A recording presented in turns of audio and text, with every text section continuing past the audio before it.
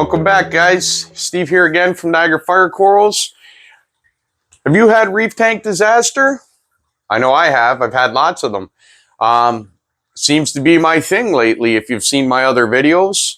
I'm going to show you how to make the best of them. I know we can't make the best of all reef tank disasters, but the particular one that I had yesterday, I was able to make the best of it, and I'll show you how you can too. Stick with me. All right, so as you can see, we're in the sump room again. I'm going to give you a quick lowdown of kind of what happened yesterday, and then I'll take you in and show you what I did to make the best of it.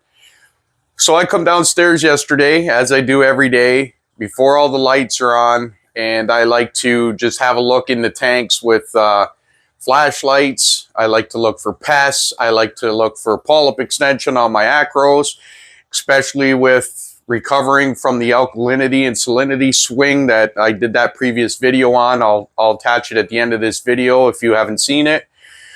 I just simply came down here to check on the tank, see how things are doing. When I got down here yesterday morning, the tank wasn't running. After a quick investigation, my main pump, it kicked the bucket. Main pump wasn't running. Now, based on temperatures and that, I could see my apex, it hadn't been down long. I had only dropped 1 degree, but disaster, obviously. When you're running 450-gallon system, 3 tanks, and your main pump goes, it's a problem. So I'm going to take you in, I'm going to show you a couple of things that I do in case something like this happens, which made it easier for me to deal with. And then I'll also show you what I did to make the best of it. All right, so I brought you into the sump for a closer look. And this is how I made the best of the issue that happened to me yesterday. And while I'm waiting. So my sump, I had not cleaned this sump in probably a year, or the majority of the equipment in it. Now, I do clean my skimmer once every 3 to 4 months, but it was due. And because my main pump was gone and everything was shut down, I took the opportunity to clean my sump and everything in it. So, like, have a look, guys. Like, this sump is spotless now. Look at it. Skimmer, it's like brand new.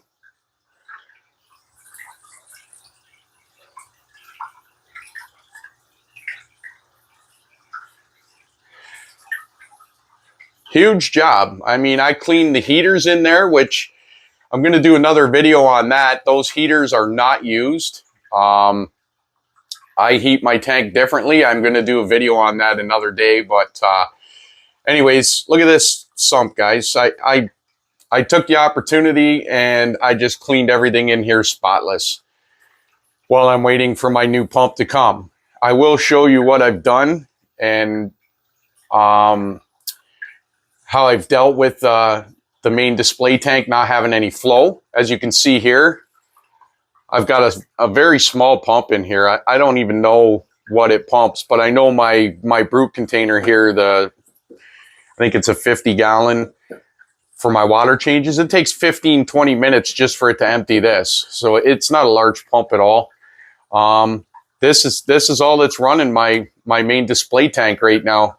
I've got it in the last section, and I'm pumping through this hose, as you can see, across my floor, out the door, and it goes out into the other room to the main display tank.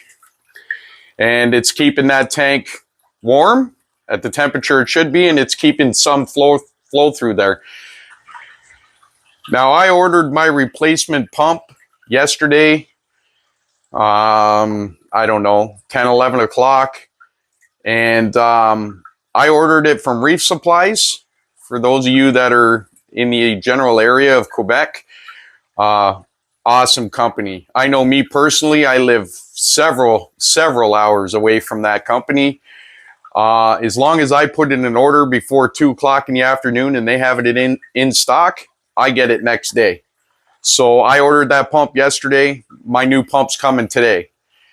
In the meantime, like I said, I'm running the small one to keep everything going, and that pump will arrive today, and I'll get it hooked back up, and we'll get the tank running properly again. I will show you real quickly one thing that I do. I just said do. Anyways, I will show you one thing I do for just such occasions. I have, yes, a manifold, lots of stuff running off of it. All of it is simply for the display tank and running like GFO, carbon. As most of you know, I have 3 tanks on this system. I have my 2 frag systems and I have the display tank. The main pump that went is for the display tank.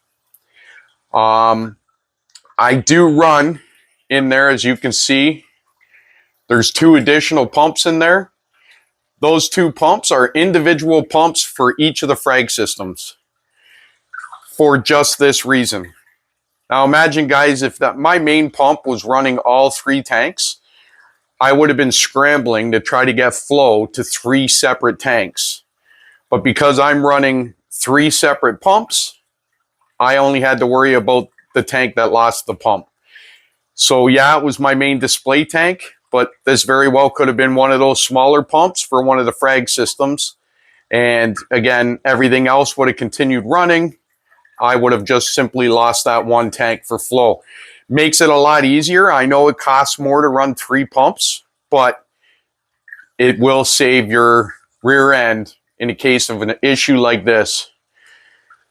All right, so I'm going to leave it at that, guys. I just wanted to show you yet again another disaster here at Niagara Fire Corals. Seems to be my thing lately, but we can make the best of it. And like I said in previous videos, this is why we do this hobby, and this is why we enjoy it. Not because of the disasters, but the learning curves and how we can resolve problems when they arise.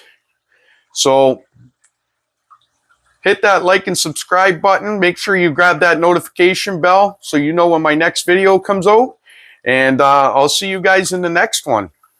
Take care and happy reefing.